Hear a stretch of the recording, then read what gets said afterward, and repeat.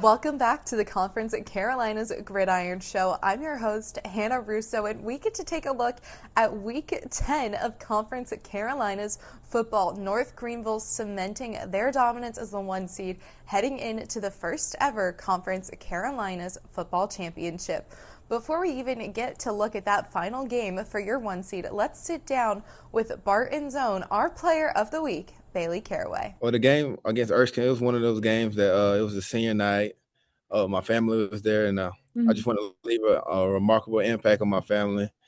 They started the game off by introducing my family that came, my mother and my father, and they came. So it was kind of a bittersweet moment. Yeah. And I just was able to make the plays that came my way and showcase my talent on the stage that everybody, parents was there, and I just want to go out with a bang for the last senior night up under Walk the me light. through those emotions, being there with all of your family and then in front of everybody else's families. It was kind of like a bittersweet moment, knowing that's like one of my last games.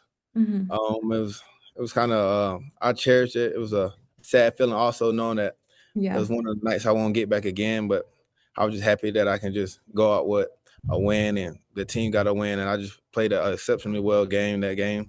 I was able to make the plays that I was able to make. You went out with a win and you were making those big plays. I mean, 6 tackles, 3 for loss, 6 sacks. What was working for you overall that allowed you to make those big plays? What worked for me that game, what it has been working all season, was my speed off the ball. I was Okay. just killing the guys up front with my speed off the ball and just my finesse moves with my hands. Is that something that you worked on a lot in the off season to be able to implement every game this year? Yes, man, it has. It's just one of those ways that I was kind of gifted with, and I was just working there during the summer and building my craft and just trying to stay on top of it. That's awesome. I mean, like you said, something that you're gifted with. What are your coaches saying to you just to help pull that confidence and put that confidence into the natural gifts that you already have? Just I mean, my coaches are always just telling me keep going and just keep showing up Hmm. and just keep showing my presence up in every game, just staying consistent. Staying consistent, how do you keep yourself focused throughout the long season? Just I've been going through a lot of troubles trying to stay healthy during the season. And I Mhm. recently tore my meniscus in March, so it was a tough season trying to come back, but I just try to make the most out of everything, knowing this is my last season. Absolutely. And you've earned the respect as a playmaker and a leader. Who or what has been your biggest influence throughout your journey so far? I would say my parents. They was no matter what, if I was since I transferred, they was always at every game, no matter how far or whatever. They was always just in my corner. Yeah, that's awesome. Is there any particular moment outside of college too that really cemented that my parents are my biggest influence for you? Yes, I would say so. Just as a college aspect, I'm the first one in my family like to ever just make it this far and go to Awesome. college in general. So it's really a big accomplishment for me so far. Absolutely. Congratulations on that accomplishment, Bailey. That's incredible. Thank you. I greatly appreciate it. Of course. And doing that not only cements a legacy for your family so you can carry that on, but it also shows to younger athletes that you can go and set the standard for what's to come. What message are you trying to share with younger athletes? That is just not always over. That you're gonna have some people that just gonna doubt you and say you can't do it. You just gotta go to the next level and bet on yourself and beat the odds by all means necessary and just always put in the necessary work. How have you pushed yourself to go to the next level this year?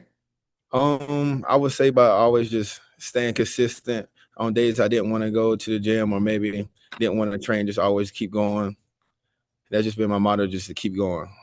Yeah, Keep because it's going. gonna get better later. It will. And you've got one more game this weekend. What are you most looking forward to? Spending last time with my teammates, trying to get a win, most definitely, but just to spend time with my teammates and just cherish the moments that we got because everybody just don't get this chance or opportunity to play football at the next level. Looking back on this season, even just all of your time at Barton, is there a specific memory that sticks out to you as one of your favorites? Oh, we're just building a relationship with my teammates. Since I got here, I got closer with a lot of people that will be friends down the road, and just not on the college aspect. When I actually graduate in December, there will be people that I'll talk to on a daily basis. Absolutely. Those guys are your brothers now. They're going to stick with you forever.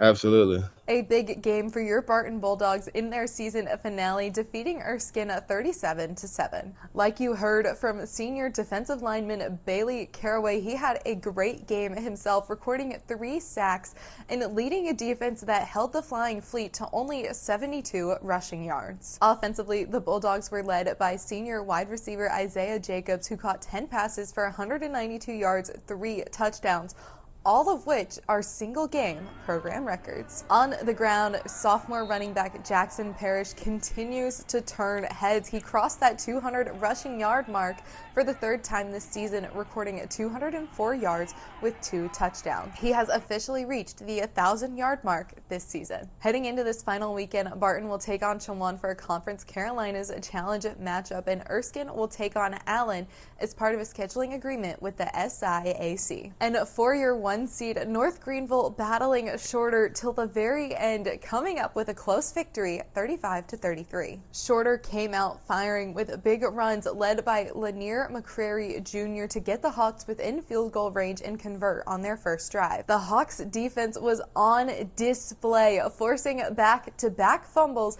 that led to a Jeb Walls touchdown. North Greenville was off to a slow start, but going into that second half, the Hawks cooled down and the Trailblazers exploded, capitalizing on every opportunity they could get their hands on. North Greenville controlled the majority of the 3rd quarter, with quarterback Dylan Ramirez throwing 3 of his 4 touchdowns. Ramirez was backed up offensively by Eric Rashid, who recorded 147 yards and a touchdown.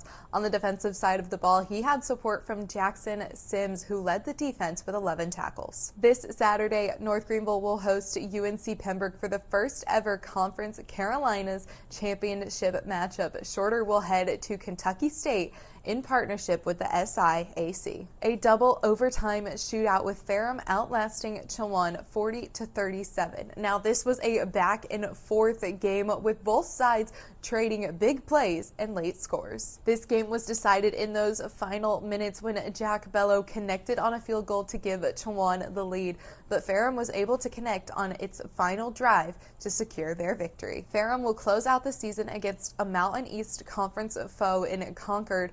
Chowan will take on Barton as part of that Conference Carolinas Challenge matchup. Week 10 hosted a ton of great football games, and we are not done yet, as your championship game has been set. North Greenville will face UNC Pembroke this Saturday for the first Conference Carolinas football champion title in 51 years. Let's go ahead and take a look at that schedule now and check back in next week to relive all of the highlights from this upcoming Conference Carolinas championship game.